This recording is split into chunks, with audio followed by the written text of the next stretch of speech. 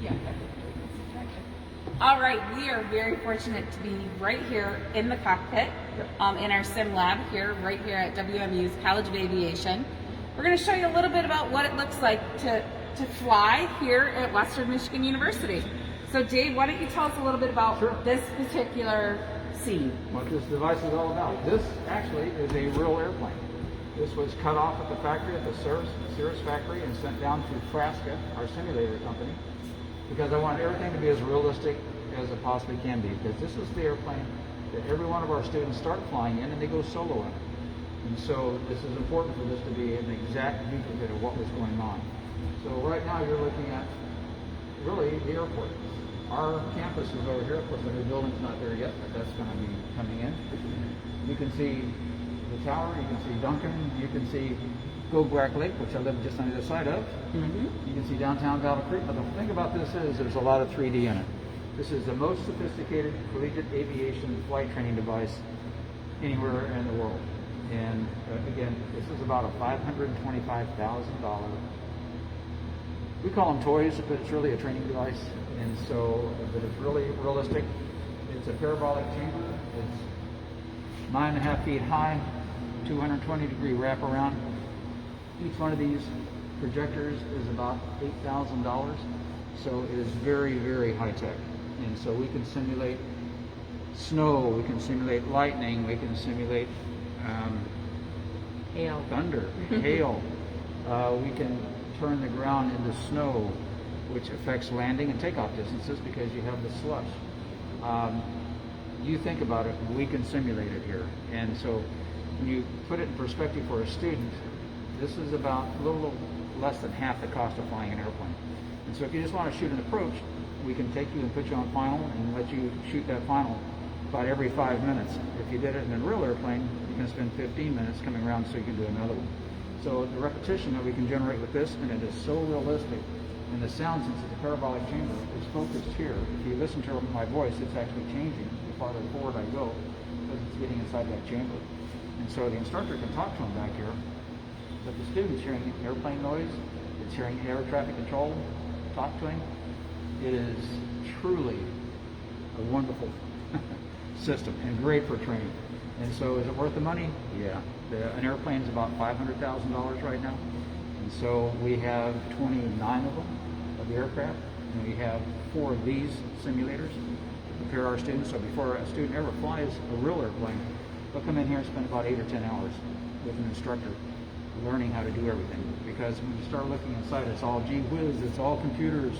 You still have to have good stick and writer skills, but you have to have data entry about 50 words a minute. And so to do that in a simulator, it's much more cost effective and much more efficient because you can repeat things over and over and over. And the only thing you're ever going to hurt, you might kill a couple of electrons. And that's probably okay. But, you know, it's this is really like your driver's training model for a student. You know, I mean, that's really, you know, they have to have so many hours to drive a car. Now, being able to do so many hours in this sim lab to be able to fly the airplane itself is really important. And the importance of that is, and I almost hate talking about safety, but the United States has the best safety record for aviation. And part of it is because of what we require. So our students, when they graduate, they cannot get hired by a major airline until they have 1,000 hours total time. They come through our program with about 200, then they become an instructor for us and they teach. And when they go up to 1,000 hours, then they go out into the industry, and the industry cherry picks us. We're one of 3 programs that has an alignment with both United and Delta Airlines because of the sophistication of our training and the quality of our training. And so they want to hire pilots that are really good. So when I got hired by United Airlines, I had about 10.5 years flying Air Force fighter jets. And so these young men and women are going to spend about 2.5 years after they come through a really great program like this. Then they're going to go to Delta or to United. A lot of them will. They don't take everybody. It's the best. They always choose the best out of it. But they do that based on the quality of the training that we provide. And that's unique. We also have another program, which we're the only university that has, with a maintenance training facility. It's actually bigger than Duncan, and it does large airplanes, and it's called AAR. They have an Eagle program, which takes our graduates and puts them in their program immediately because of the quality of the TechOps program. And so for us, the only thing I really want, and the way I judge our success with this program, is really simplistic. parent again. I just want to get a job. And if our pilots and tech ops people, 100%, not 99, not 95, 100% of our graduates get hired if they want to. Now, some of them don't want to, which is interesting to me, but I can't explain that one to you. But everyone that wants a job gets a job. And to me, that's what college is all about. It's a great experience. It's a great way to go from a very young adult to a young adult, but with a lot of skill sets. Not only are you technically proficient, but you become a bit more worldly because of all the responsibilities that you have in these programs. And it's all based on high quality. Everything we do, we don't have a lot of anything because our students actually pay for this. The university does not buy these things. This is what our flight fees cover. And so it has to be, absolutely has to be the highest quality. Because honestly, in my prior life, I was the chief pilot for United Airlines, flying as a 777 captain around the world. And now, I'm going to be a retired passenger. And so when I get on an airplane, I'm going to look up in the front. Hopefully one of my students will be there. And I go, hey, this is your old Dean Dave. I'm back in 31C. Bring me back a free beer. Yeah. So it's simplistic. I just want to get there safe. I want my family to get there safe. And when a graduate comes out of our program, I know they are because I interface with them. I know all of our students. Mm-hmm. And the quality that we provide and how they come out is exactly what I would have hired at United Airlines when I was running the employment process for them. So there's no magic, there's no secret, it's just hard work. It's having knowledge of the industry and applying it so that our students can take it. I like to tell you I'm really brilliant, I'm not, I'm a hell of a plagiarizer and a copycat. And so all the things I learned through my military, as well as my airline experience, we placed here, and it works really well. Again, our graduates, our flight are the most sought after graduates of any program in the country. And to me, that's what it's all about. It is.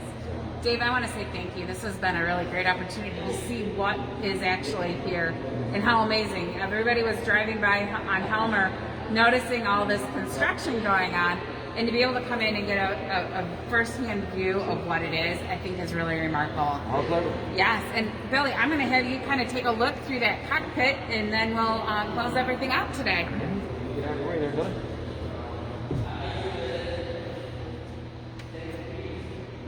What it looks like to be high up above the sky, looking down on WMU, looking at that 10,000 plus foot runway.